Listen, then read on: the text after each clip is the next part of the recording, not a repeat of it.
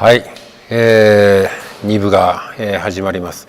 ね、一部の、千葉さん、山本さんの話、ね、仮っていうね、もうやっぱ仮なんだね。で、そして、第2部が始まります。第2部はですね、減速した世界は持続可能か、というテーマで、お送りいたします。早速、第2部のゲストをお呼びしたいと思います。第2部のゲストは、はい、音楽家の坂本龍一さん、こんばんは。はい、そして写真家の、初澤ありさん、よろしくお願いいたします。よろしくお願いいたします。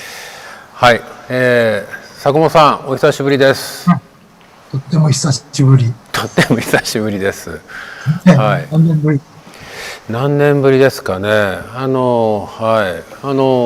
い。きっとちょっとあれだね、NHK の番組で美術館でご一緒したぶりかと思います。はい。その後札幌でお会いする予定がちょっとできなかったりして、はい。ですね。はい。ニューヨークには久しくちょっとニューヨークにね、僕もよく遊びに行ってた頃は坂本さんのお宅にもお邪魔したりして、よく行ってた時期はありましたけども、本当お久しぶりです。はい。ね、はい。羽澤さん、はじめまして、よろしくお願いいたします。よろしくお願いいたします。はい。はい。で、羽澤さんも坂本さんも今日本ですよね。そうです。はい。坂本さんはいつ日本に来られたんですか。先ほどといかな。先ほど。まだ、時差でもうすぐ眠たくなる。はい。じゃあ早めに番組中に出てもらっても。じゃあまさにね、大変なニューヨークのまでつい2、3日前までいて、じゃあ今日本で2週間自習。そう、今隔離中です。隔離中です。はい。でちょっとそのニューヨークね、僕ニュースでも見てますけど、ありえないような4月5月6月ぐらいから、ちょっと一旦こう出るようになったけども、いろいろ選挙も大統領選挙も大変ですけども、ニューヨーク坂本さんどんな生活されてたのか、ちょっとお話ししてもらっていいですか。僕個人はね、普段からほとんど引きこもって家で仕事しているので、ほとんど変わらないんですよね。夜、どっか近くに食べに行ったりということが、長くできなかったわけですけど、それ以外はそんなに変わらない。それで、もちろん僕はどこかに行って演奏したりとかいうこともあるんですけど、そんなに多くなかったんですよね。だから、基本的にはもう、引きこもってるのが好きなので、幸せな職業を選んだなと思って、だって、このパンデミック間の中でもどっか出かけていかなきゃいけない職種の方たちもいっぱいいるわけでしょ。それに比べても本当に幸せだなと思いますね。もともとそんなにあちゃこちゃ、コンサートの時は動くけども、仕事としては部屋の中で、そうされてるってことなので、そんなにパンデミックの時でも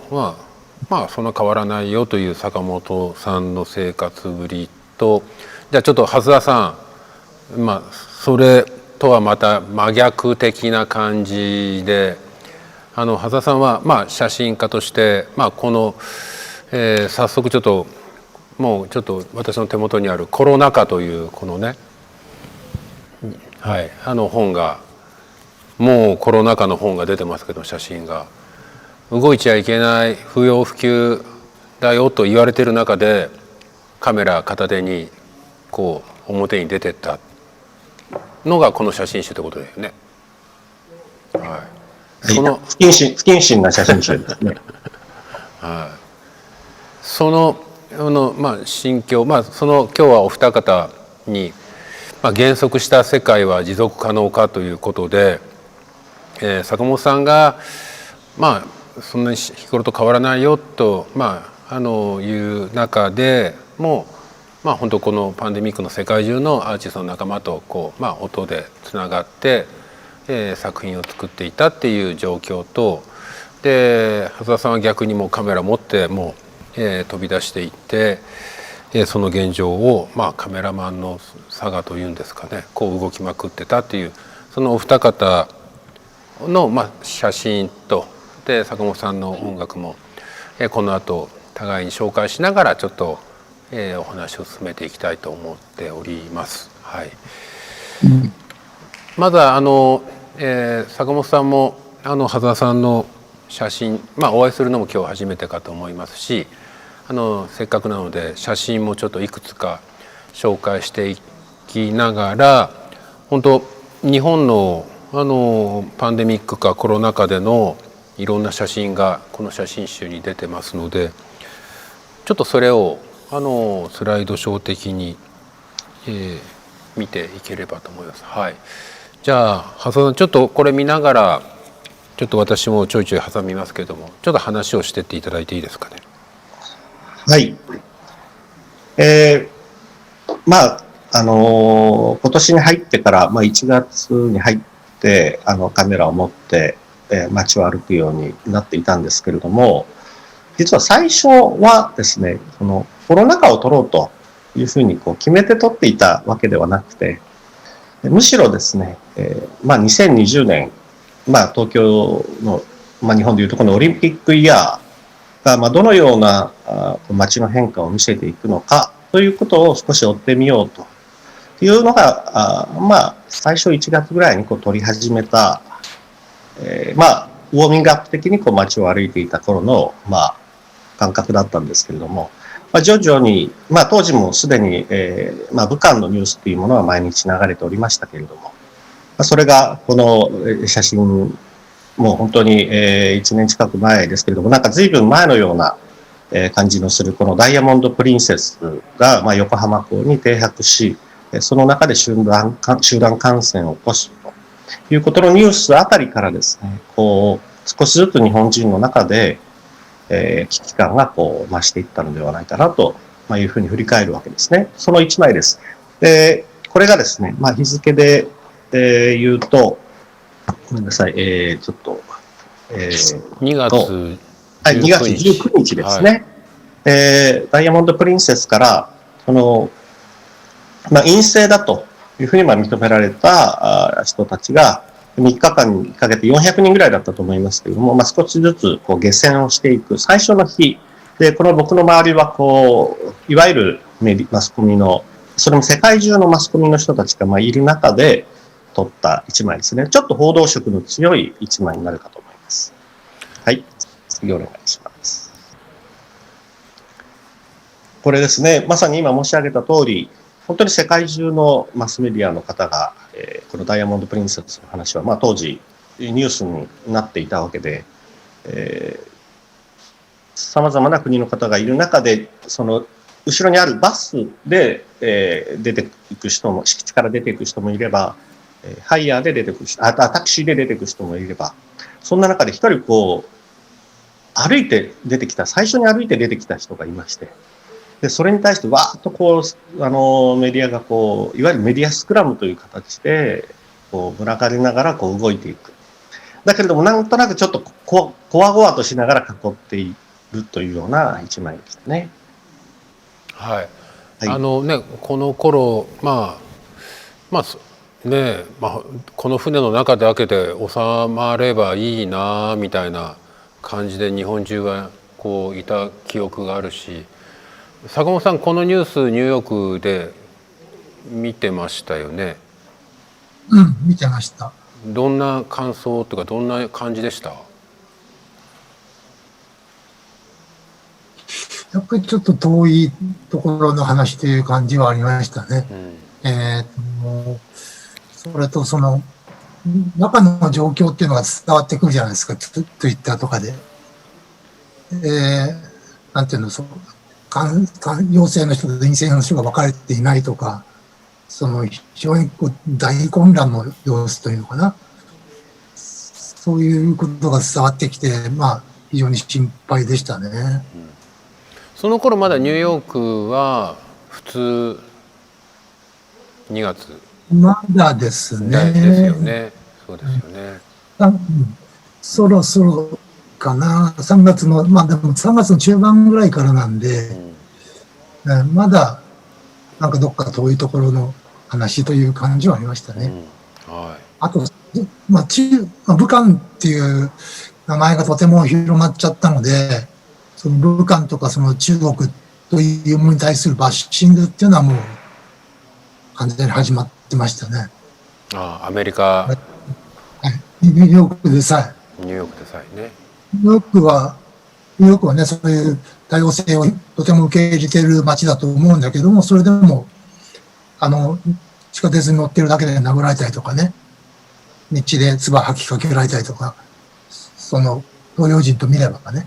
そういうことはたくさん聞いていましたね。そうですね。だからヨーロッパでもなんかね、本当東洋人と見ればとか、向こうに留学している学生がなんかアジア人に対してっていうのが、そうですね。この2月まだヨーロッパアメリカに広がってない頃、武漢っていうことでなんかありましたね。本当。はい。よかったですね。それはね。はい、長谷田さん、あとまだいくつか写真がこの後はい、ちょっと少し加えてお話をさせていただくと、まだこの時っていうのは、東京やら全国の人の中での危機感は今一つだったんですよね。しかしこれを撮影した直後にタクシーで、横浜の中華街に行ってみたところ、ちょっと見たことがないぐらい人がいない、もう人っ子一人いないという状態だったんですね。どうしたかといえば、当然、その武漢のニュースが流れている。そして近くにある横浜港に、ダイヤモンド・プリンセスが停泊している。この2つの理由によって、横浜の中華街には行かないでおこうというふうに、考えた方が多かったんでしょう。ですから、横浜の中華街が全国で最も最初に、いわゆるコロナ禍に突入したというふうに僕は受け止めました。はい。では次の写真行きましょうか。はい。これも2月中の写真なんですけれども、まだこれ東京駅の構内にある喫煙所で、何しろタバコを吸える場所はどんどん今減ってきておりますし、この喫煙所の中で本当に密集してこのタバコを吸っている人たちというちょっと恐ろしい光景ですけれども、まだこの頃はそうですね、危機感がそこまででもなかったし、この後喫煙所があらゆるところの喫煙所が封鎖されていくわけですけれども、その直前の一枚ということになると思います。はい、続けていってみましょう。はい、これはそうですね、ケーキ屋さんのお姉さんなので、別にコロナのことでマスクしてるわけではないんですけれども、コロナ禍であろうとなかろうとという一枚ですね。僕が写真家として今回一冊の写真集を作った中で、実は一番、自分が好きな写真です。これについて実はあんまり説明できることっていうのはないんですけれども、この空間の中でこの、女性と、右側にあるじょうろとのあるバランスを、うまく撮れた一枚ですね。次に行ってみましょう。はい。これが、まさに、上野恩賜公園ですね。今、日比野さん、いらっしゃるところの近くです。で、3月29日に撮影をしましたけれども、その2日前ですね、3月27日金曜日の夕方に、ここを封鎖するというニュースが流れまして、そして土曜日、翌日、さらに日曜日と行ってみたんですけれども、日曜日の午前中に、東京では大変珍しいことに、満開の状態で、大雪が降るという時間がありました。その中で、しかし、市民はここを歩いて桜を見ることができないという、その規制線が張られているという、ちょっと今後、おそらく永遠に撮ることのできない一枚かなというふうに思いますね。はい、この風景は僕も生で見たっていうか、いつもだったら本当いわゆる芸大で言えば入学式がある会社の新入社員が場所取りでお花見をする、本当そういう上野の1年間の中で一番こう人が集まる、時期で、桜も満開の、時期に本当こう、立ち入り禁止のテープが貼られ、人っ子一人いないという風景で、芸大の入学式も中止になり、学生もまた4月の段階ではオンラインっていう授業の整備もできずに、さてどうなっていくんだろうかっていう会議を重ねている時期だったんですけども、坂本さん、この4月あたりっていうニューヨークってどんな感じでしたっけ？3月の中旬あたりから、かなり厳しい、お達しが出てですね。で、実は僕3月いっぱい日本にいて仕事で、4月頭にニューヨークに帰ったんですが、そのニューヨークでそういう厳しい処置が講じられたと同時に、僕は日本にいながら、ニューヨークの指示にほぼ従って行動してたのね。で、東京を見ると、東京の人たちを見ると、随分緩いなと、感じていて、ちょっと心配があったんですね。市中感染が必ずこれは広がっているだろうと、かなりドキドキしていました。それで4月頭にニューヨークに帰って、もう完全ロックダウンで、この写真と似ていますかな。空港に着いてもほぼ誰もいない。僕たちの便の乗客15人ぐらいしかいない、ケネディ空港に。そしてニューヨークの街にマンハッタンに入っていっても5番街に車が走っていない。昼間ですよ、真っ昼間。というような、もう多分、一生で一度見るかどうかというような光景が広がっていてですね。ちょっと忘れがたいシーンですね、あれはね。坂本さん、でも例えば5番街誰もいない、ケネディ空港も閑散としている、でそして自分のお家スタジオに入りで、日常の中でちょっとレストランに食べに行くことはできないけども、部屋に戻ってからの活動っていうのはもうあまり支障がない制作活動に入られたってことですかね。そうですね。僕の日常はそれほど変わらないんですけれども、ただ、世界の状態というか、街の状態っていうのは家にいても感じられるわけで、何とも言えない不思議な感覚がするんですよね。今まで味わったことない。そして、味わったことないからかもしれませんけども、言葉で感じていることがうまく表現できないんですね。何と言ったらいいのかわからない。それで音楽として覚えておこうと思ってやりだしたわけですけど、不思議な感覚でしたね。そうですね、はい。本当なんだろうな、例えば、引き合いに出すのも変な話ですけども、例えば天変地異で、地震とか災害が起こって何か目の前のものが、元の姿ではない姿になっていた。で頑張ってそれをみんなで直そうっていう考え方が、いくつかこれまで我々、近年体験してきたものがあるのと比べると、いわゆる何をどうすればいいのか、どこに、敵なのか何なのか、それさえもよくわからないものに対してなんか怯えてるというか、反応の使用の仕方に対して戸惑っているから足が止まっているみたいな。でそれが世界中ある一部の土地だけじゃなくって地球上すべてっていうふうにどんどん広がっているっていう、そんな本当言葉にはなかなか言い表しようがないという、この本当4月の頃だったと思いますね。はい。それがかなり僕の場合はその感覚が長く続いていましたね。それで、確か今、日比野君が言ったように、例えば、ほぼ9年前に津波がありましたね。地震と津波があって、すごく大きなショックを受けましたけども、呆然ともしましたけども、それとも随分違うんですよね。あるいは僕の場合ですと、もう約20年前に、テロがありましたね。飛行機が突っ込むという。その時も非常に大きなショックを受けたけども、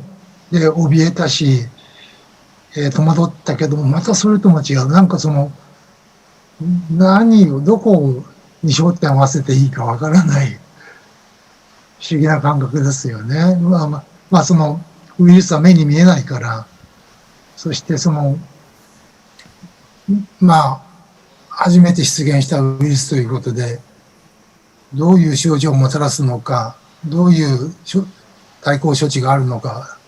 まだ誰もわからないっていう暗中模索という言葉が適切なのかな。世界中がその状態に陥った。そして何より、僕はミュージシャンからだからかもしれないけども、うるさいニューヨークがシーンとなったんですよね。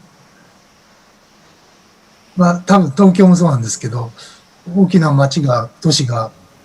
非常に静かになってしまって、それだけ人間の活動が減りましたから、逆に、鳥とかね、うちの小さな庭に来るのは鳥とかリスぐらいなんですけども、鳥の鳴き声がものすごくよく聞こえるんですよね。あれは本当に印象的ですね。そうですね。ニューヨークにいると本当車のクラクションの音とか、バスの音とか、いろんな街の音が聞こえてくる中で、いわゆるこの羽沢さんの撮った上野公園の満開の桜の、そして立ち入り禁止のテープが貼ってある写真が、いろんな災害のこれまでの写真、9.11、3.11の写真が印象的な1枚があるんですけども、それとじゃあコロナの人間は何をしてたのかっていう、何に怯えていたっていうかっていう1枚をこれ何も知らずに見たら、綺麗な桜だね、なんで人がいないの、なんでいないの、なんで入れないのっていう、コロナ前だとこの写真を解読するにはかなりちょっと意味不明な写真だけども、でもそれが現実に起こっているっていう、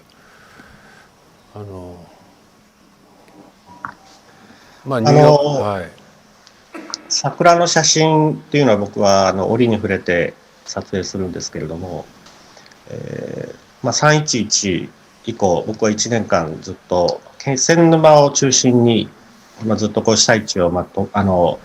歩いて撮影をして、それも写真集を作っているんですが、その表紙の写真が桜の写真なんですね。気仙沼の桜並木なんですけれども、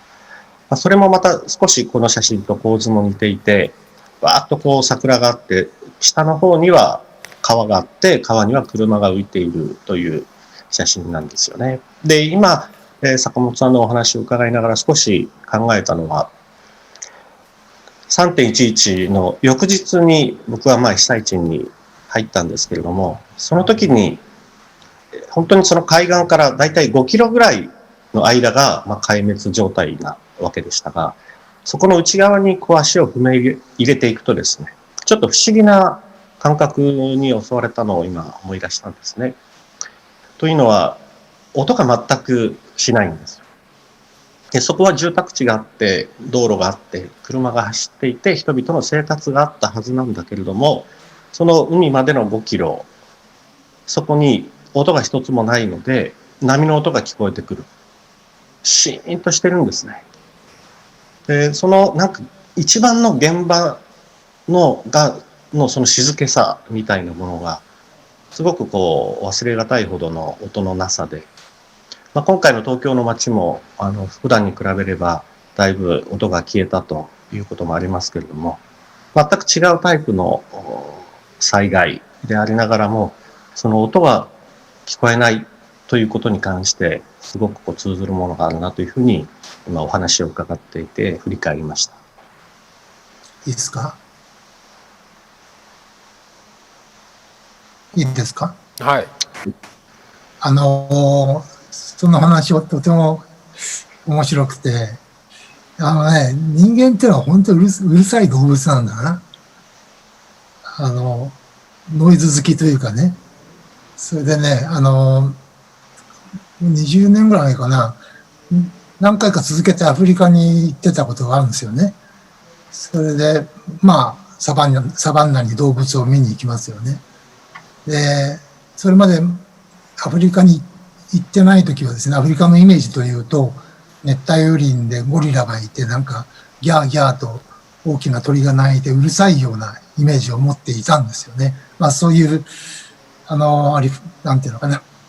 ステロティピカルな映画などのイメージだったと思うんですけど、サバンナに行ってみると非常に静かなんですよね。で、それこそその10頭ぐらいの象の家族が歩いてる、草原の上を歩いてる、のしっていう音が聞こえるわけですよね。数十メートル離れていても。あるいはそのライオンの一家が、朝、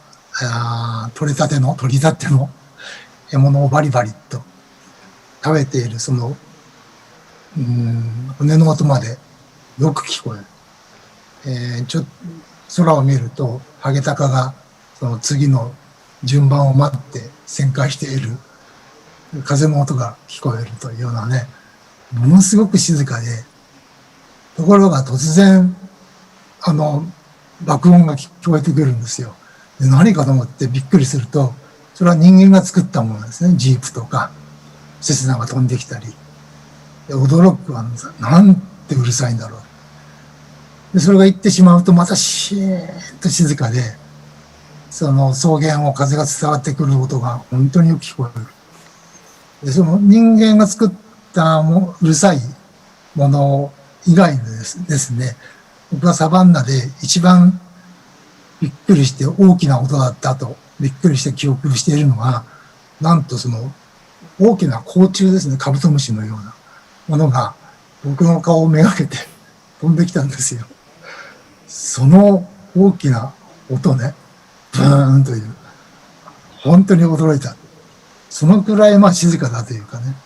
だからね、人間ってのは本当にうるさい動物だなと、それ以来つくづく思っていて、まあ自分は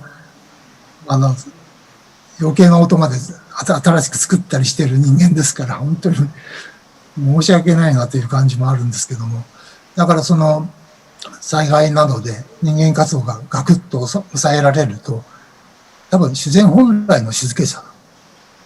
それは我々は慣れてないんですよね。あんまり聞いたことがない。でも本当は自然っていうのはそのくらい静かな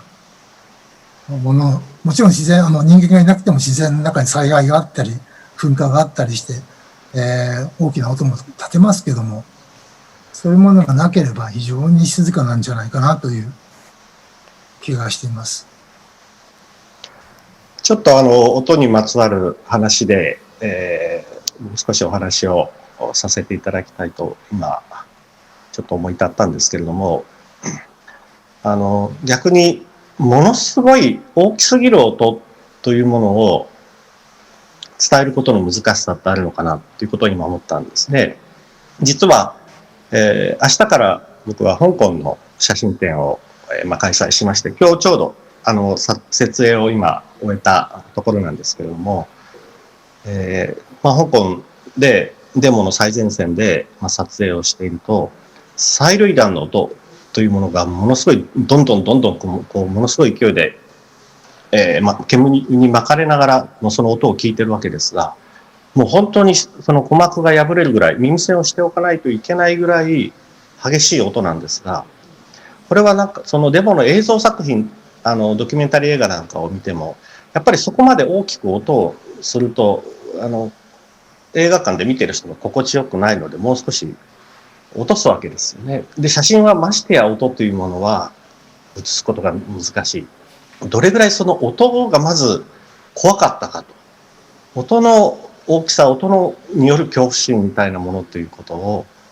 伝えることの難しさを今回ちょっと香港の写真を展示しながら、この催涙弾が黙々ってしてる写真が僕のこの脇の後ろに、ちょっとぼやけて写ってますけれども、その現場の恐怖心みたいなものは音と同時にあるということをなかなか伝えづらいなということを今、逆の意味でですけれども、ちょっと思いましたね。いいですか。はい。どんどん音の話なんでちょっと止まらなくなっちゃうんですけど、どうぞ。とてもそれは面白い話でね、大きな音にやはり恐怖を感じますよね。僕はちょっと人一倍、大きな音に敏感で、ちょっとした音でもビクッとしてしまうんですけども、それでも、その程度の差は誰でもそうですよね。で、それを利用して、敵を驚かすという。人間ってその人類史を見ると戦争ばっかりしてきたから、どうやって敵を脅かして、戦意を失わせるかという、そういうことにもみんな競ってきたわけですよ、技術をね。で、オスマントルコの軍隊がヨーロッパまで攻めてきましたね。それで、それがあって、モーツァルトも有名なトルコ行進曲っていうのを作ったんですけど、あれは、そのオスマントルコの、軍隊が攻めてきた、そのリズムの記憶なんですね。で、モーツァルト自身は、まだ生まれてなかったので、その実際の音は聞いてないんだけども、何十年か後で生まれたモーツァルトでさえ、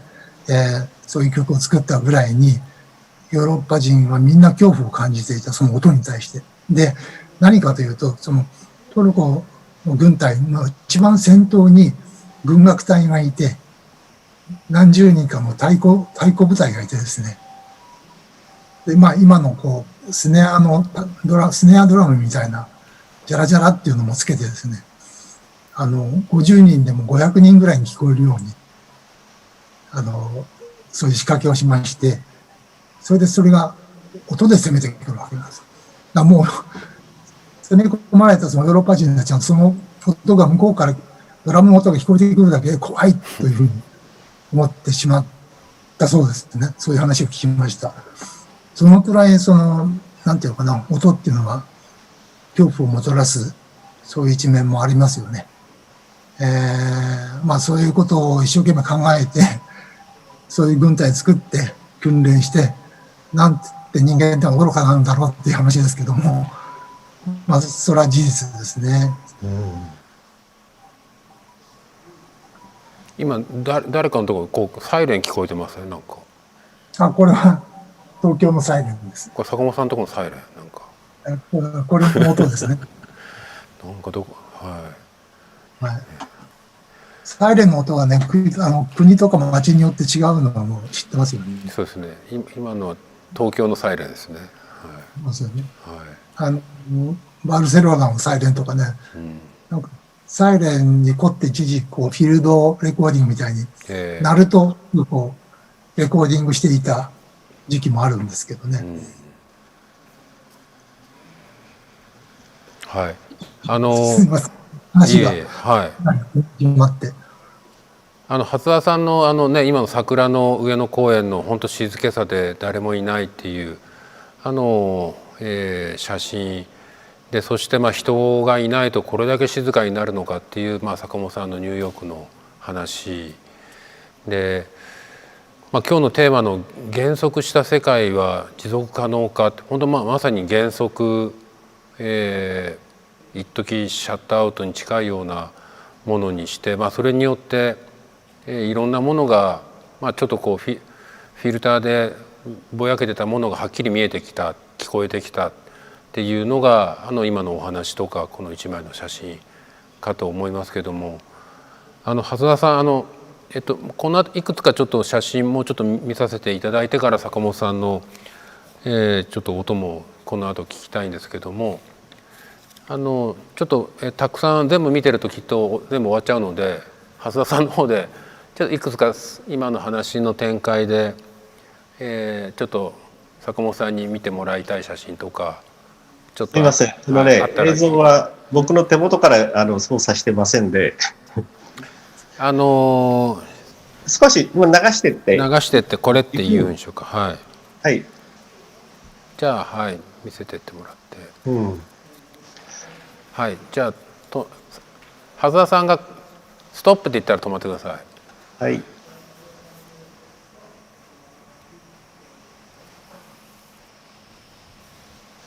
はい。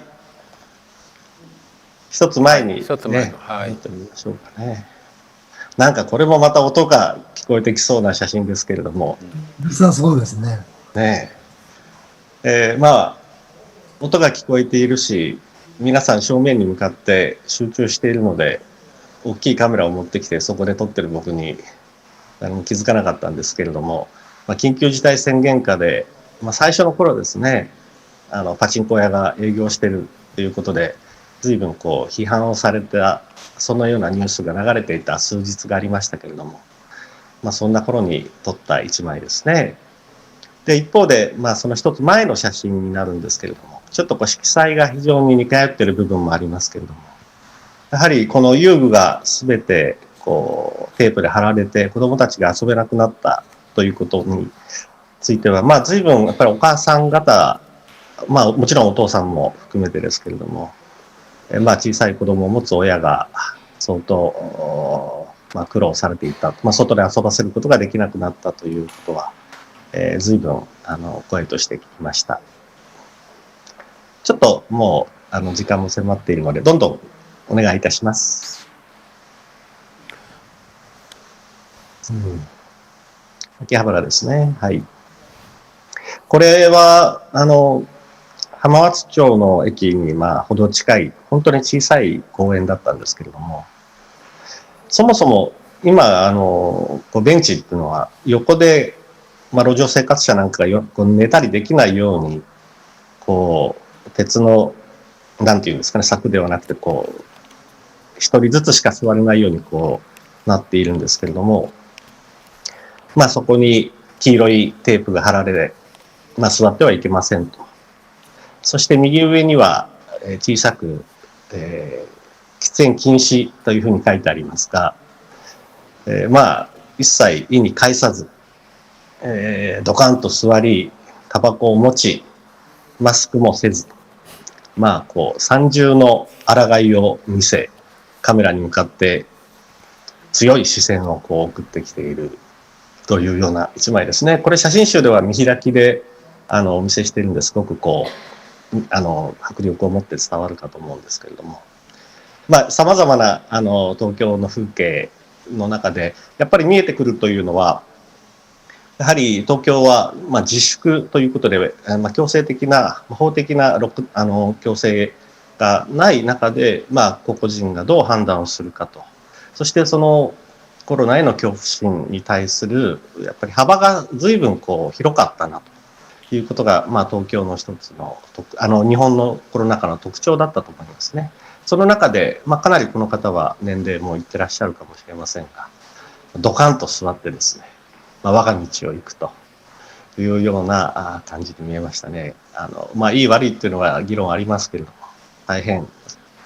対峙していてね、印象深い一枚でした。そうね、だからちょうどこの前のセッションで話してる中で、いわゆる白黒つけるとかなんか区切りつけるっていうものの限界、があるよねっていう中で、規制をするって言ってもなんか緩やかなテープで、それもなんか本当に仮になんかちょっときっとテープ巻いてこれ立ち入り禁止ってやってる人もこれでいいのかなと思いながら巻いてるっていうのがまざまざと見えるよね。でやっぱりそこにおじいちゃんはちょっとまずくたびれたっていうのがテープで座るなっていうよりか勝ったんだと思うんだけども、ドンとこう座ってっていう。だからいろんなものがこう線引きが当然できないっていう状況がこのコロナの中でも、たくさんあったし、どこまで規制するの、規制したら本当にそれが、守れるの、陽性にならないで済むのみたいなっていう。ね、一時なんかいつかどこからがこう濃厚接触者でみたいなこともね二転三転してた時だったから、本当そんな今日の一部の言葉で言えば仮にやったことの行為の積み重ねの写真かなとも思いますね。はい、今申し上げたその危険をどの程度感じ、それを行動に移すかということの幅の問題ですけれども、これ坂本さんにもぜひお伺いしたいんですけれども、つい先日の大統領選挙のニュースでも日々報じられていましたけれども、ある陣営はマスクはしないんだと。いや、片方はもう十分に気をつけてマスクをする。あるいは演説の時も車を置いて車の中から聞いているというような映像も随分ありました。ヨーロッパなんかもそうですけれども、この、争点というか論点においてすごく国論が二分している国が、多いなというふうに、ヨーロッパやアメリカの映像を見ながら思うわけですけれども、この点で日本が、実は全くその二分することなく、ほとんど全てと言っていいぐらいの国民が、ましてや十分な保障を国がしたというわけでもない中で、自発的にマスクをし、自粛をしていくと。ここで、イデオロギー対立のような、行動も含めたですね、対立が起きなかったっていうのが、本当にこれが日本的なというふうに言えるんではないかと。僕は、ある種、不思議に思いながら、この現場をずっと毎日歩いていたんですけれども、これニューヨークから見て逆にどのように見えていたのかなということをお伺いしたいですね。まずね、まだロックダウンになる前ぐらいで、やっぱりね、日本人だけではなくて、中国人も含めて、アジア人っていうのは、比較的にマスクをするんですよね。で、そうすると地下鉄などでアジア人がマスクをしていると非常に目立つ。アジア人というだけでみんな注目されるのに、しかもマスクまでしている。マスクをしているだけで殴られたりっていうこともあったわけなんです。で、そもそもコロナ以前から、どうも欧米人はマスクをしないですね。マスクをするという習慣があまりないですね。マスクをしているのは医療従事者、あるいは患者、何らかの病気になっている人という固定観念がどうもありますよね。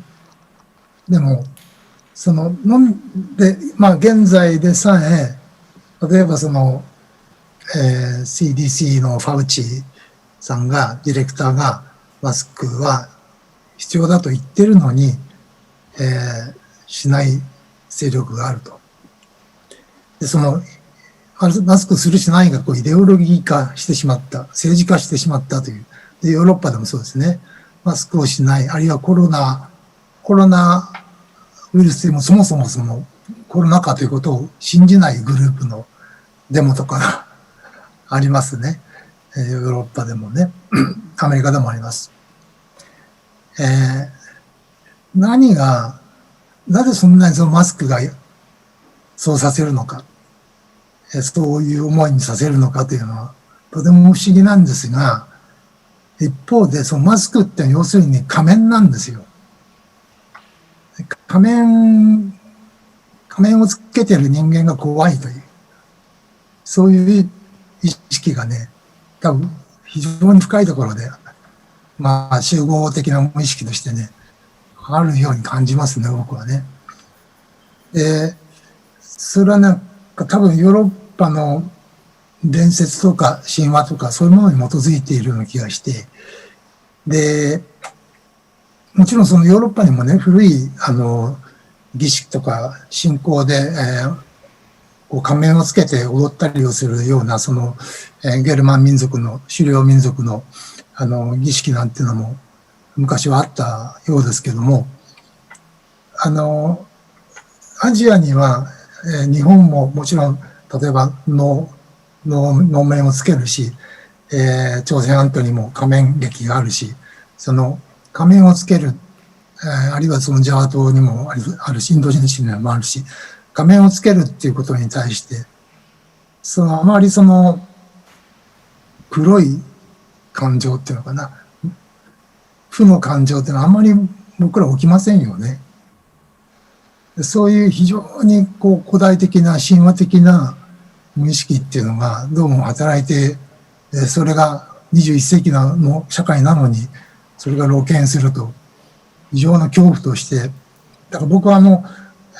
トランプ支持者たちが、ああやって政治化して、マスクをつけることを政治化して、拒否するっていうのは、なんかそこにはなんか非常に古代的な集合無意識が働いているように感じてしょうがないんですね。今回の大統領選挙の選挙運動の中でも、そのマスク問題だけではなしに、他にもいろいろトランプ陣営からの、トランプ支持者からのいろんな妨害がありましたけども、その中でも、そういう非常にね、狩猟採集的な古い新興経済みたいなのが突然出てきたりしてですね、僕はそれがとても恐怖、僕にはとてもそれが恐怖ですけども、出てきてしまうんだなっていうのはね、これはやっぱりコロナ独特もんですかね。911のテロの時とも違うし、こんな形でそういう古代的な感情というのかな、そういうのが出てくるっていうのが、僕はあまり見たことがないんですよね。日比野さん、そろそろちょっと坂本さんの音楽の方にお渡ししていただければと思います。はい、ありがとうございます。今いいですか？はい、どうぞ。駅の写真で誰も人がいない駅の写真がなかったですかっけ？人がいない駅の写真は写真集の中に入っていますね。入ってますよね。あれは高輪ゲートウェイの駅と原宿の駅だったんですけれども。僕はこの写真集を見せていただいてね、やはり一番僕がインパクトを感じるのは、その人のいない風景なんですね。それはそのさっきの桜の風景もそうですけど、なんでしょうね。あまり普段見たことのない非日常な風景ということなんでしょうかね。さっきの五番街に誰もいないということも、同じことかもしれませんけども、なんかとても、不気味だし、異様なものを見る。それはもしかしたら人がいないから異様なんではなくて、人が作ったものが異様なのかもしれないんですよね。それが露呈しているのかもしれない。簡単には片付けられないけども、とてもインパクトがある写真だったと思います。ありがとうございます。はい。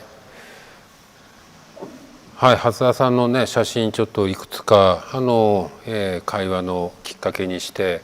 ちょっとコロナを振り返りながらもそのねマスク1枚で結構坂本さんのそのマスク分析ねその仮面であると。で本当我々アジア人が考える仮面というのはなんかこういわゆるなんかもう一つの違う世界であったりとかつながるためのなんかこう巫女的なイメージもあるんですけどもそうじゃなくって西洋では何かやっぱり自分をこう隠すからには何かその顔を出せないっていう理由があるゆえに隠すっていうなんかその負の方のイメージがマスクにも残っているからなんとなくこうつけたがらないっていうところがあるのではっていうそうなってくると本当にこうマスクつけるつけないがこう論争になってくると本当もうすごい根底的なところの考え方の争いになってきてしまってるっていたってことなのね。今その話を伺ってね、さらに少し思い浮かんだのは、それもしかしたら、欧米人とアジア人に対する自然観の違いかもしれないですね。というのは、マスクをつけるっていうのは何かに憑依するとかですね、霊に憑依するとか、あるいは獣になるとか、そこは同じなんだけども、そのアジアでも欧米でもね、ヨーロッパでも、アジア人は、例えば何か霊に憑依したり、獣に、なり変わったりすることも、何かこう、そんなにネガティブな、100% ネガティブだと思ってなくて、何か新しいパワーを得るとか、何かその、陽の要素っていうのかな、を感じてやってきたと思うんですけども、多分それがね、ヨーロッパ人はね、その、自然と人間の文明っていうのをかっちり分ける観念がとても強くて、だから、仮面をつけて獣になるっていうことは、その人間であることをやめる、あるいは文明から遠ざかる、文明を否定するというような、非常にそういう黒白をつける、引用をこうはっきりさせるような前科に基づいているような気がします。で我々にはそれがあまり黒白をつけないでね、それは日本的な社会、日本だけではないんですけどね、はっきりしないです、線引きがね。で、まあ、年に一回こう仮面つけて、何かこう、獣になり変わって、でも新しいパワーを持ってまた、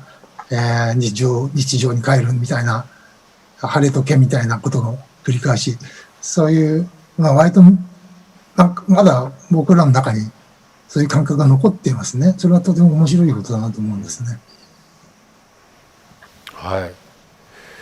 じゃあそんな坂本さんが5番街車の音が聞こえないニューヨークの中で小鳥の声、リスが走ってくる足音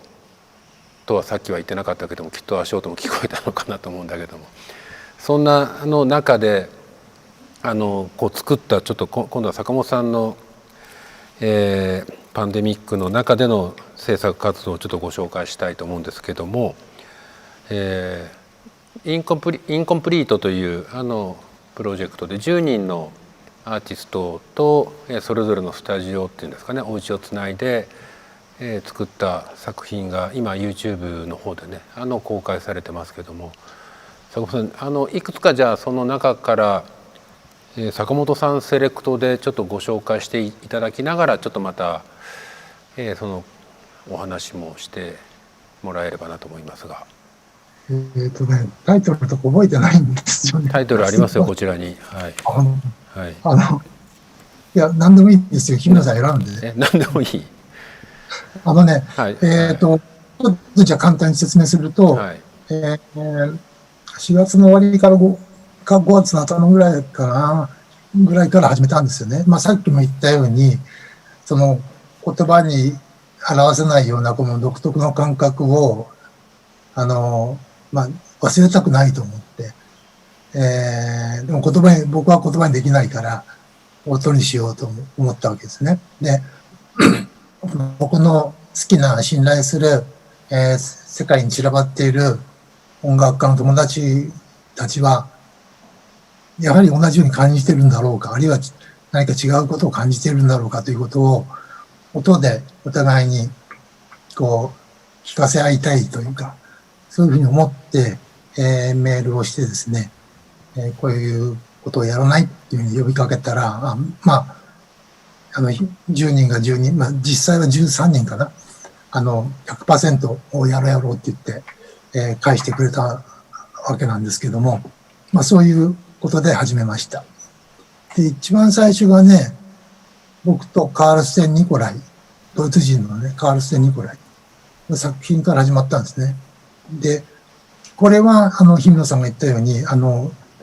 ベルリンのカールセンと、ニューヨークの僕で同時に、ネットでお互いの音を聞きながら即興したものです。で、それ以外は、まあ、ファイル交換というか、そのファイルを送ってもらって、それで僕が何か足して、また送り返したりというような、同時ではないんですね。だからまあ、カールセンとの作品から始まったので、それをまず、じゃあ、全部聞くと長いからすぐ絞っていいですよ。はい、はい、じゃあそれはいじゃあはいこちらからじゃあ流します出しますはい。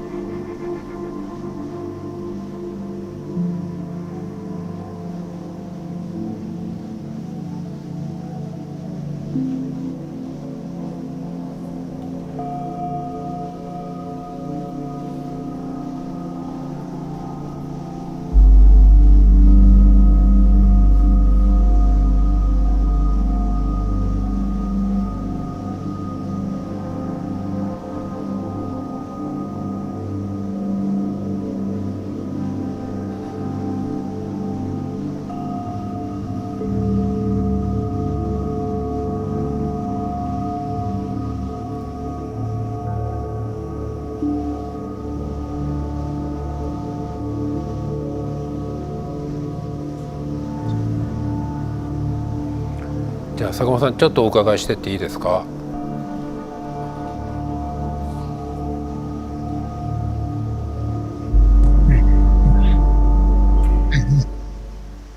はい。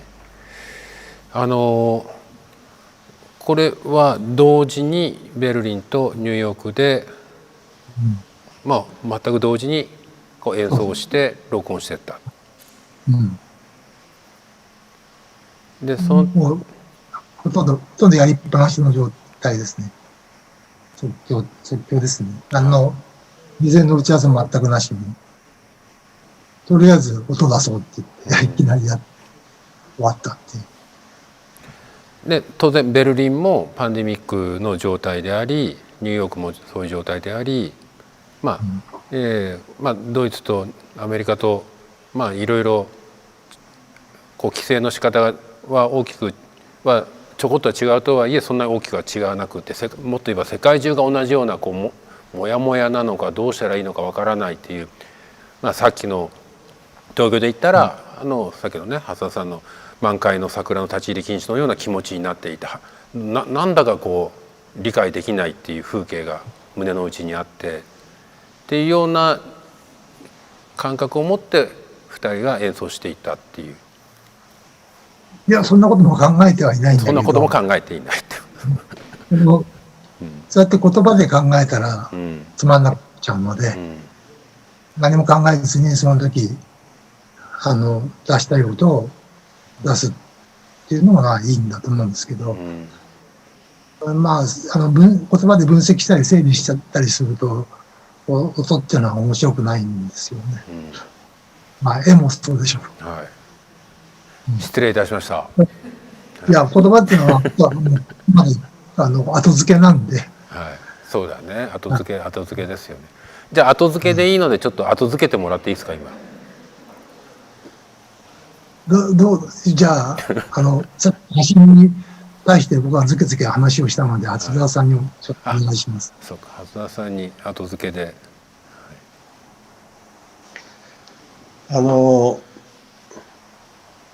でちょっときちっと聞こえなかったのであれなんですけれどもね、まあ大変緊張感の高い、そして音の裏にある静けさというものがこう染み込んでくるようなことだったなというふうに思いますけど、なんとなく僕が東京で感じているコロナ禍とは多分なんかちょっと、その、少し緊張の度合いが違うのかなというような印象を受けましたね。そうじゃあかもしれないですね。私の印象、後付けでこお願いします。う、なんかこう閉じ込められた閉じこもった、自主的なのか強制的なのか、どうせ出られないっていうか、出たところでこうなんか見えない敵と戦わなくちゃいけない。で今そのスタジオっていう一つの空間の中に自分のお家に閉じこもっているんだったら、とことん深いところまでぐわーっとこうもう潜ってってみようかなっていう、どこまで潜っていけれるんだろう、どこまで息を止めていられるんだろうか。ドイツのベルリンの友達も一緒に潜ってるから一緒に潜っていくぞ、もっともっともっと潜っていくぞ、一人だとなんかちょっと寂しいけど二人で潜っていればもうちょっといけるかなみたいな、そんなこう感じの時間だったのかなとは。深いかもしれないですね。はい、でそうですね。その独特の言い合わせない感覚を音にしておこうというだったら、一人でやればいいのに、わざわざその十何人かに声をかけたっていうのは、やはり、一人じゃ怖いのか、あいつは何を感じてるんだろうっていうのを知りたいっていうのかな。それもありましたね。それがあったから声かけたんですけどね。だから国も地域もバラバラだし、アジア、ヨーロッパ、アメリカに散らばっているので、多少のやっぱりその国とか地域によってニュアンスは違いますよね。初田さんおっしゃったように、東京の感じとも違うという、確かにそうなのかもしれないです。僕、分析的にはよくわからないけど、わかるような気がしますね。なんかこの静けさとか閉じこもった感じが共通してこの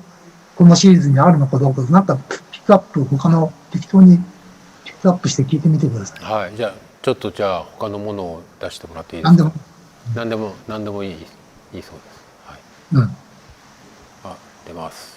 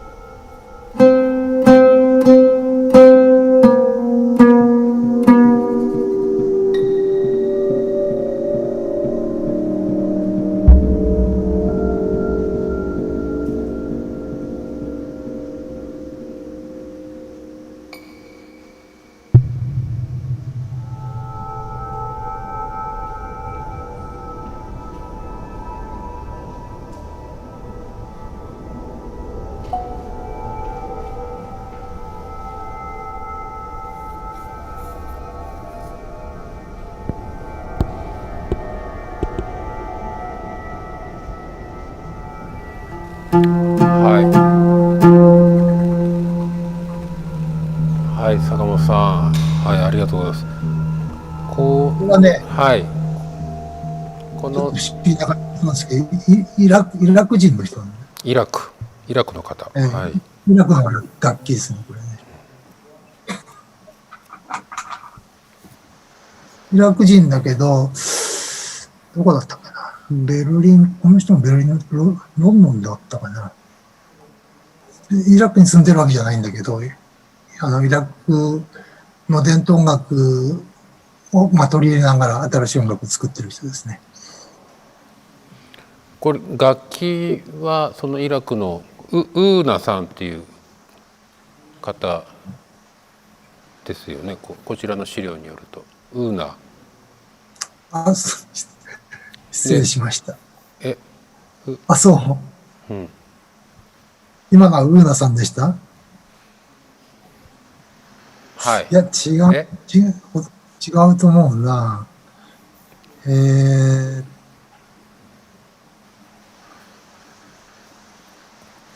違うと思うんですけど、今の曲はウルファですね。それ曲のタイトルで、うん人ではないです。はい。はい。それで、ウーナーという人は、うんこれは北京に住んでる女性で、非常に古い中国の古都の奏者です。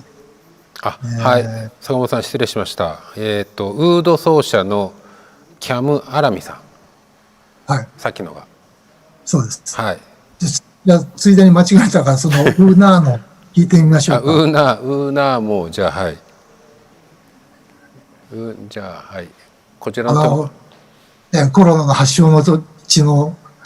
中国の方ですかあ、ら、こっちが中国だ。はい。はい、リアン・シャオ・イエンっていう曲ですね。はい。ではお願いします。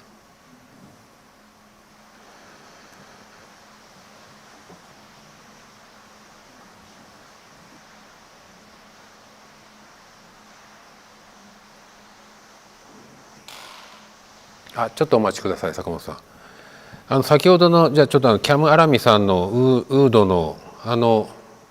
ウードというのは弦楽器、ビワビワみたいな。の原型。はい。あの、うん、ペルシャのビワが日本にまで伝わってきて、まあだからビワっていう、まあ中国、また朝鮮半島にもあって、で、日本に伝わってきて、まあビワと言ってるんですけど、それのまあ、原型と言っていいのかどうかわからないけど、まあ、ペルシャで発達した楽器ですね。非常に古い楽器です。そうですね。なんかやっぱり楽器の音の性格というのか、なんかその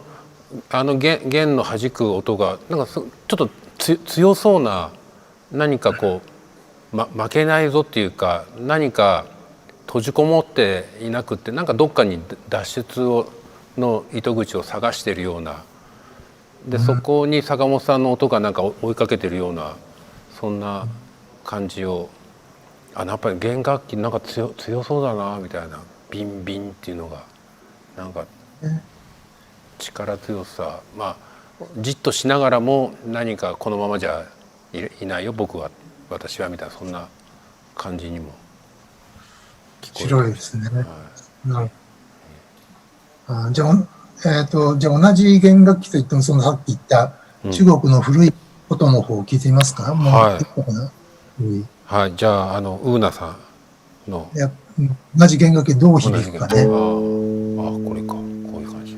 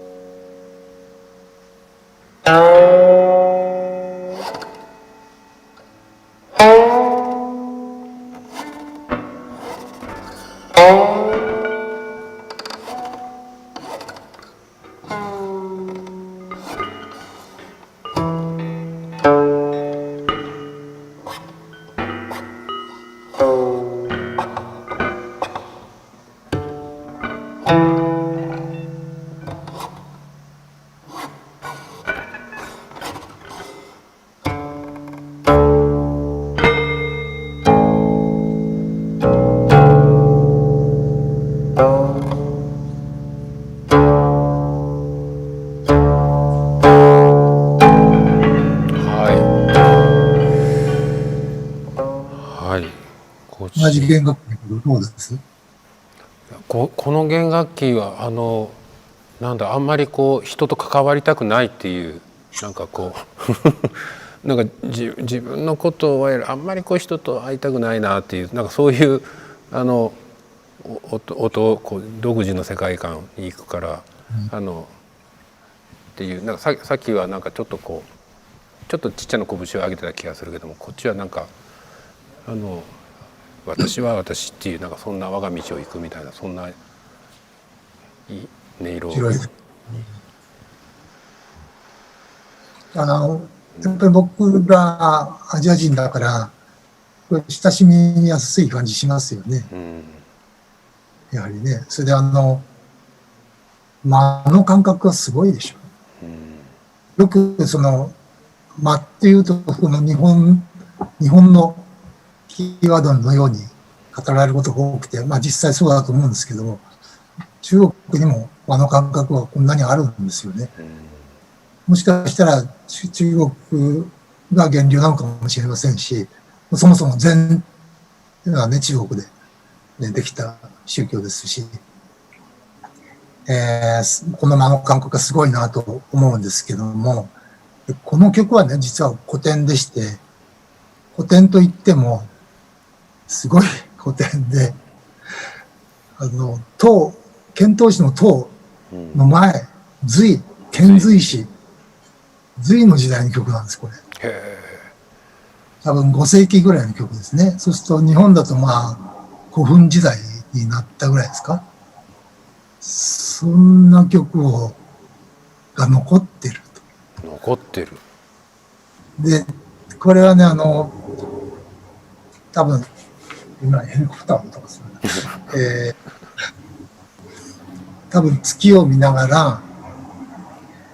詩人がこう、一人でお酒を飲んでるような情景なんだと思うんです。今宵はいい夜だな、静かだ、いい夜だ、月も綺麗だなというようなことだそうです。まあ、そういう関心はたくさんありますよね。そのような。多分これ詩と一緒にこの曲が残ってきたんだと思うんですけど、すごいですね。やっぱり中華文明っていうのは本当に。これはその音を先に坂本さんが送ってもらって、それに音をつけて、坂本さんがつけてったっていう。この皆さんがいろいろな古いことなんですが、非常に前衛的な音楽もやられてるんですね。だけど今回は僕がこの曲って指定してこれを送って、で弾いてもらって送って、で実はこれね弦楽器対決で、僕はピアノとか鍵盤ではなくて、ギター弾いてるんですね。だから間になんかちょっとノイズが入るんですよ、変なノイズが。そうそう、擦れた音がなんかククッとみたいな擦れた音入ってましたよね。ちょうどその間を縫って、キーンとかタキンとか言ってるのは、僕全然ギター少年じゃなかったので、ドミソも弾けないんですが、そのノイズだけで出せるんです。ノイズを出すのが好きで、最近よく使ってるんですが、なかなかいいノイズが取れたなと思って、こう、間を盗んでこう、入れてってるわけなんですけども、だからこう、弦楽器対決なんですね。それは坂本さんが、じゃあちょっとこの昔の隋の時代のこう月を見ながら、の歌詞にあるこの曲を送ってっていうのはそういう気分だったってことですよね。いやこの曲が好きだっていうか、このコロナ禍の中で、なかなかこう月を眺めながらですね、お酒を楽しむというような風流な気分にはなかなかなれないですよね。月は見るんですけど、よく。普段、単純にこう、綺麗だなぁなんて見るのと違った今回このインコンプリートのシリーズの YouTube に上がってるビデオは、全部こう月が映像として出てくるんですけども、なんかやっぱりその寂しくもあり、孤独でもあり、静けさとか、その、抗いがたい感じとか、なんかそれが冷たい月にこう表されているような感じがして、まあその月の映像とこの曲ってのはとても合うような気がしますね。単純にこう、普通の春の余韻に月を楽しみながら、お酒をたしなんでいるというのとちょっと違うような気がしますね。なるほど。じゃあちょっともう、今イランのイラクの方で中国の方、ちょっと日本人も一人こうインコンプリートの中に大友さんの名前もありますが、はい、ギター少年大友さんのがどんな感じになってるのかもうちょっと。はい。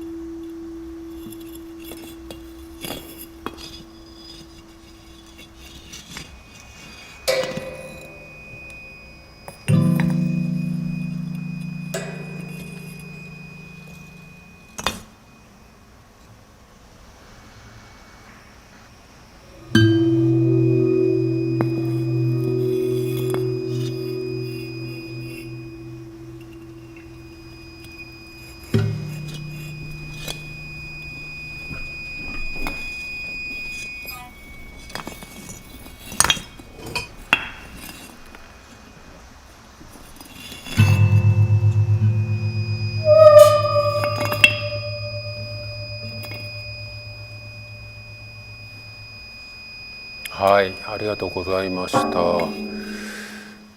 ね、こう映像で、今も月が出たんで、月を見ながら坂本さんと、3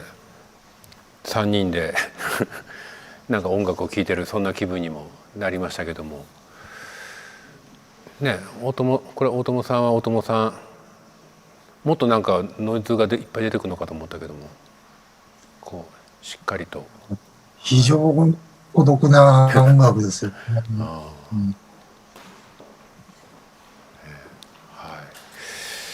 そのお互いの感情とか感じているものを確認し合おうというような趣旨ですけども、そんな確認し合って、なんていうのかな、ああ、似てるなとか同じだなとか思って、こう、ワイワイという感じでは全くなくて、こうだ、僕はこうだって言って、一応同時にはなってるけど、そんなに融合してるわけでもなく、なんとも言えない、このあり方っていうのお互いの。それは、大体全部に共通してるのかな。こう、慣れ合って融合したくないですよね。でも慣れ合って融合したくないけども、ちょっと確認し合って一緒にいる時間を確認したいっていう、いてみたい。いてみたいっていう、いわゆる本当まさに一部の方でもいわゆる違うけど異質なものだけども隣り合わせていたいっていう、そういうキーワードもちょっと一部の方でもあったんですけど、まさに今の坂本さんの言葉もそんな時間が今このインコンプリートの中にあったんだなとは、思いました。自分が異質な部分っていうのを単純に削り取って人に合わせる必要はない、ね。ない。ね、本当。でもそうしなくても一緒にいられるっていうかね。そういう関係がいいかなと思う。そうですよね。なんか横に寄り添う時にちょっと今のねちょっとじゃあ自分を削って無理してちょっと寄り添ってくっつこうみたいなことじゃなくって、そういうことしなくって異質なもの同士が寄り添うっていうこと。無理して削ったりするってことはやっぱり自分の本当の感情とか、本音とかっていうのをどうしても抑圧することになるでしょ。そうすると爆発すればどっかで爆発しますよね。だからそれ本当のつながりにはならないような気がするね。で今日は長谷川さんの写真の中にもあと長谷川さんの質問の中にも、その政治の話とかちょっとマスクの話とか削り合わないと寄り添えないんじゃないか、削り合ってる同士削り合いごっこになってるんじゃないかみたいな、そんな今の世の中を、それぞれ写真家として作曲音楽家としてっていう話がありました。やっぱり今日アートの話でいくと、上のイエスっていうその、違いを認め合えるっていうところの社会を作っていく上でっていう言葉が上のイエスっていう言葉に込められていて、コロナの中でホームアンドアウェイというちょっとキーワードを今年展開していて、でこの回においては減速した世界は持続可能かということで進めておりますが、そろそろだんだん時間も残り5分ぐらいになってきたので、坂本さんいろいろ坂本さん環境の問題とか原発の話とか、いろいろ芸術活動と社会的な課題っていうものの接続のところでのお話はいつもされてますけども、このコロナ禍において本当例えば、さっきの話で言うと、交通手段がいろいろ飛行機も飛ばなくなった、CO2 がかなり減ったらしい、そして人間の動きが止まったことによって何か変わってきたシーンもある、減速したというキーワードになってますけども、今日はこれが持続可能かということに関して坂本さんちょっと最後にちょっとまたお話ししていただければと思いますが。この持続可能かっていう問いっていうのは2つの主語というのかな、2つの対象を持っているような気がしてまして、それは経済が持続可能かっていうことと、この、僕たちが生息しているこの惑星というか自然環境というか、が持続可能か、2つの問題があると思うんですね。で、やっぱり今年起きたこのコロナ禍というのは、その問題を非常に大きく浮き彫りにしたと思うんです。で、昨日かな今日かな見たばっかりなんですが、今年も今終わろうとしているわけで、今年2020年のアメリカ合衆国の温暖化ガスの排出が過去30年で一番最低だったそうですね。これはもちろん経済から言ったら非常に、低成長、マイナス成長で困るんでしょうけども、自然環境という面で言えば、これこそが持続可能なあり方で。でもそれを言っていちゃ、飲食業だ、飛行機だ、なんだ、あらゆるところで皆さん困ってる。それは十分承知していますけども、だけども、僕たちの活動、経済だけではなくて文化も含めて全ての活動を支える母体である、この自然環境が壊れてしまっては人間は愚か、他の生物も生きていけないので、だから何を持続可能にしたいのかっていうことを明確にしなきゃいけないんじゃないかなと僕は思います。で、あるところを犠牲にして、その持続可能な社会にしていかなければいかない。で、それでもどうやったら幸せに生活していけるだろうか、暮らしていけるだろうか。その方策っていうのも真剣にもう考えないと、もうダメなところに来てると僕は思ってますけどね。そういう時に、その今経済とか地球の自然とか、そのどっちの持続可能かっていう時に、いわゆる坂本さんはきっと、どっちにしろ、音楽は作り続けて世界中のいろんな仲間たちとさっき聞かせていただいたような時間は過ごしていくと思うんですけども、そのアーティストができること、表現者がやんなくちゃいけないことに関してはどうなんでしょうね。それはもう本当に一人一人違うと思うんで、最初の方で、なんていうの、僕は幸せな職業で本当にラッキーだと言いましたけども、それを本当にそう感じていて、こんなことが言えるのも、僕は自由業で組織に属していないからでもあるし、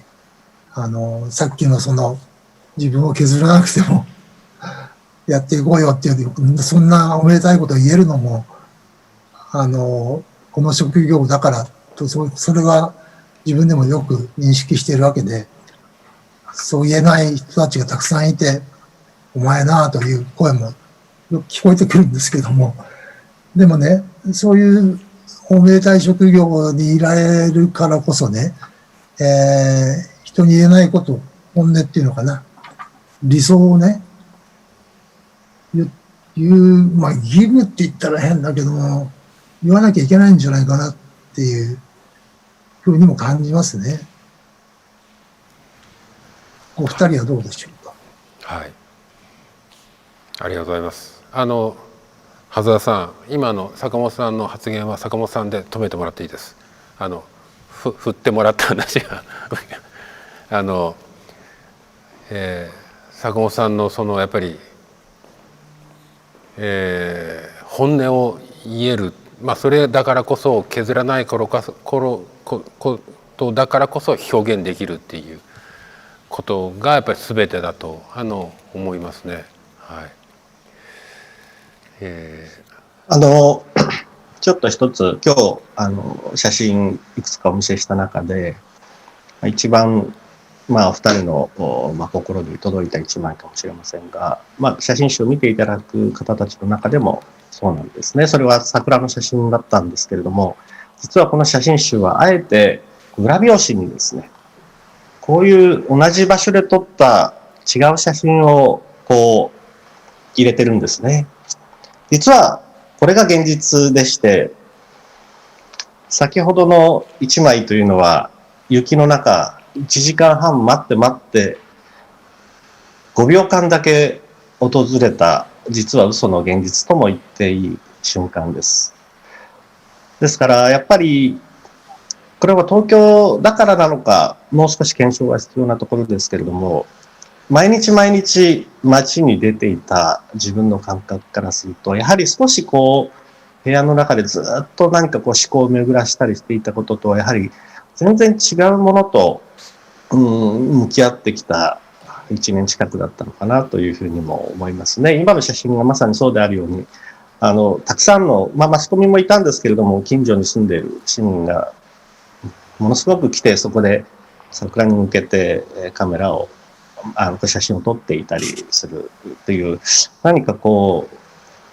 先ほど坂本さんが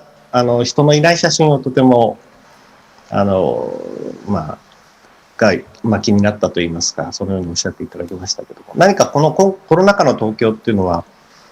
それこそ自粛であったがゆえということもあるんでしょうけれども、非常な不思議なバランスで人が街中にいたというのが、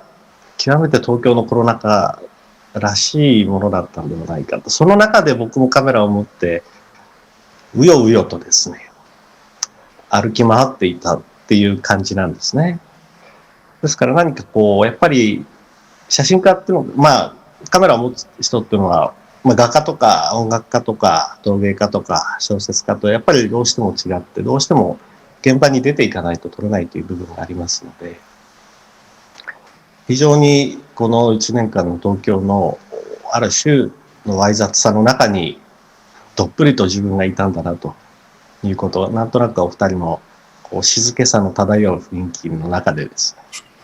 ね、ちょっとこう見てきた部分の違いを感じたりしますけど。はい。で、羽田さん、今ちょうどギャラリーにいるんですか、そこ。はい、そうです。で、はい。じゃあそのギャラリーで明日から。はい。はい。明日から29日までギャラリーニエプスという四谷三丁目のギャラリーなんですけれども、昨年の、まあ、香港の、まあ、デモが非常にこう、まあ、世界中ニュースになっていたまさにその頃ですけれども、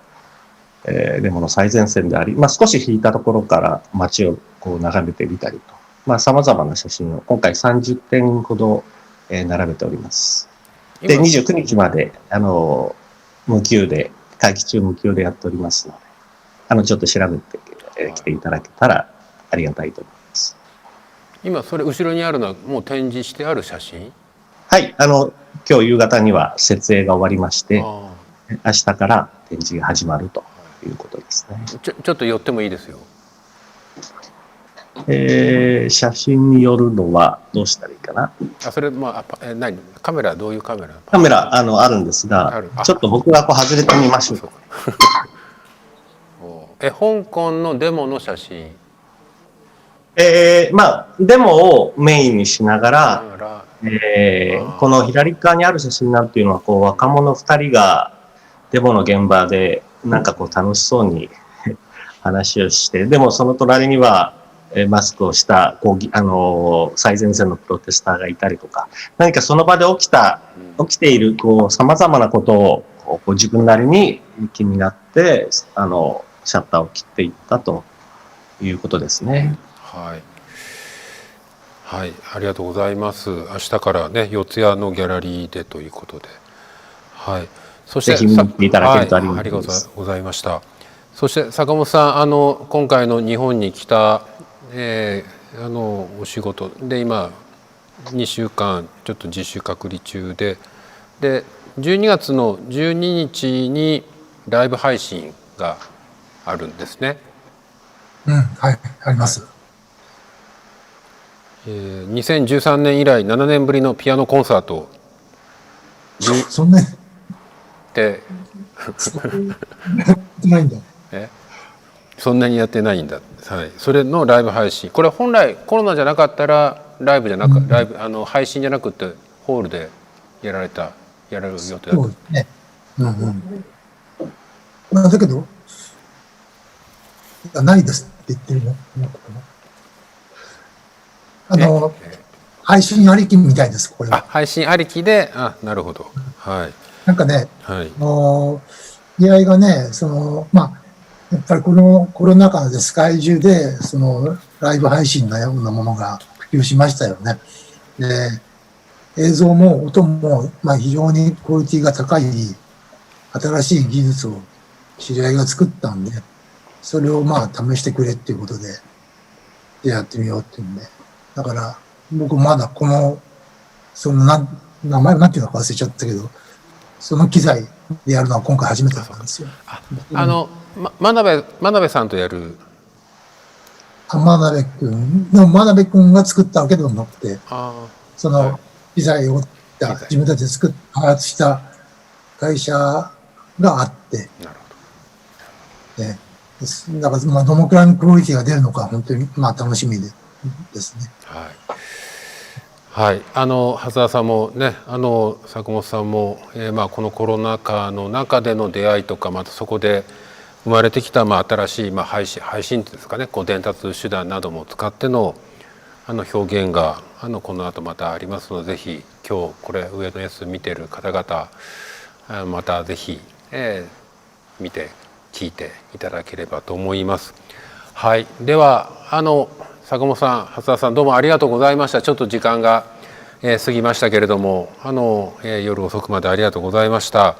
ではこれでホームアンドアウェイ減速した世界は持続可能か、ということで第2部の、トークはこれで終了したいと思います。改めまして音楽家の坂本龍一さん、そして写真家の初田